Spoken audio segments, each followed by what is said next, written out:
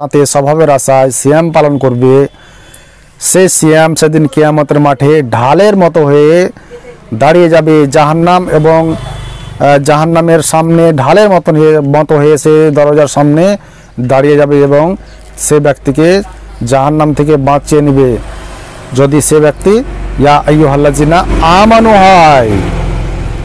তারপর জাবির রাদিয়াল্লাহু তাআলা আনহু বলেন, নবী করিম সাল্লাল্লাহু আলাইহি সাল্লাম বলেছেন, সিয়াম হচ্ছে জাহান্নাম থেকে বাঁচার একটি ঢাল, যা দ্বারা বান্দাকে জাহান্নাম থেকে রক্ষা করা হবে, আর সেটা আমার জন্যে এবং আমি নিজে এর প্রদান করব।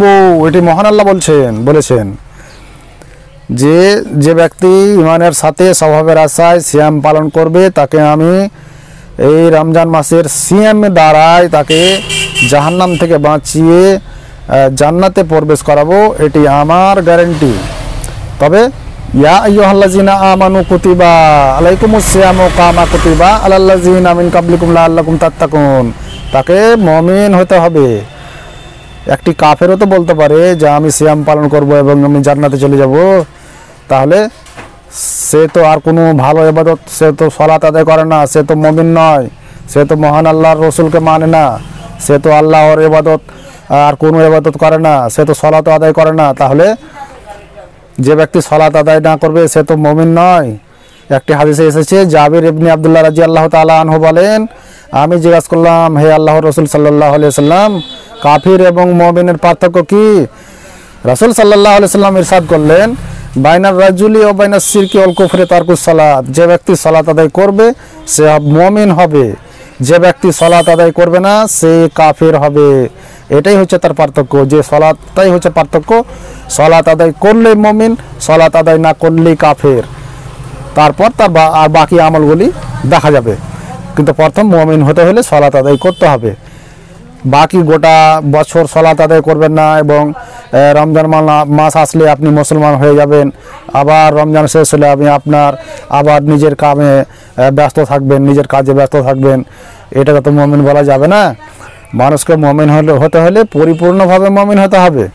মানুষ যদি খালি সিয়ামের মাসে সিয়াম পালন করে এবং সালাত আদায় করে, তারপর আবার সিয়াম মাস শেষ, রোজার মাস শেষ, আবার সেই যেমন ছিল তেমনি হয়ে যায়, তাহলে তো সেই মুনাফেক হয়ে যাবে। তাকে তো মুনাফেক, মহান আল্লাহ মুনাফেক বলেছেন, ফাওয়াইলুল লিল মুসাল্লিন আল্লাযিনা হুম আন সালাতিহিম সাহুন। কারণ সে যখন ইচ্ছা করে মানুষকে দেখানোর জন্য সিয়াম পালন করে, মানুষকে দেখানোর জন্য সিয়াম পালন করে, মানুষকে দেখানোর জন্য সালাত আদায় করে এবং ইয়াতিমকে ধাক্কা দিয়ে তাড়িয়ে দেয়, মানুষ দেখানোর জন্য এই সব কাজ ভালো আমলগুলি করে থাকে, সে তো মুমিন নয়, সে তো মুনাফিক। তার তো থাকার জায়গা সব থেকে জাহান্নামে সব থেকে নিচে পর্যায়ে, সব থেকে খাতারনাক যেটি জাহান্নাম, সেখানে বাস করবে চিরস্থায়ী, তার সেখানে থাকতে হবে। প্রিয় দর্শক মণ্ডলী, আপনারা পরিপূর্ণভাবে মুমিন হন এবং রমজান মাসে তওবা করে নেন এবং সিয়াম পালন করেন, 5 ওয়াক্তের সালাত কায়েম করেন, তাহলে আপনার এইসব কাজগুলি, আপনি এসব লাভগুলি মহান আল্লাহর নিকট পাবেন। তারপর মুআয ইবনু জাবাল রাদিয়াল্লাহু তাআলা আনহু বলেন, নবী করিম সাল্লাল্লাহু আলাইহি সাল্লাম তাকে বললেন, আমি তোমাকে কল্যাণের সব দরজার কথা বলে দিব না? আমি বললাম, হে আল্লাহর রাসূল বলুন।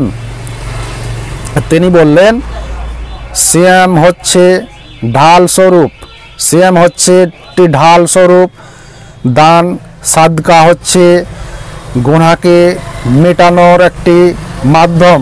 যেমন জল দিয়ে, পানি দিয়ে আগুনকে নিভিয়ে দেওয়া হয়, সিয়াম সেরকম মানুষের সম্পূর্ণ গুনাহকে জ্বলিয়ে পুড়িয়ে মিটিয়ে দেয়। সিয়াম একটি ঐশ্বর্যজনক ইবাদত। সিয়াম যে ব্যক্তি পালন করবে ইমানের সাথে স্বভাবের আশায়, নিশ্চয় কিয়ামতের মাঠে ঢাল স্বরূপ তার সামনে দাঁড়িয়ে যাবে এবং সিয়ামে মানুষকে জাহান্নাম থেকে বাঁচাতে অক্ষম নয়। সে সিয়ামের স্বভাব মহান আল্লাহ নিজে হাতে দান করেন। তারপরের হাদিস এটি।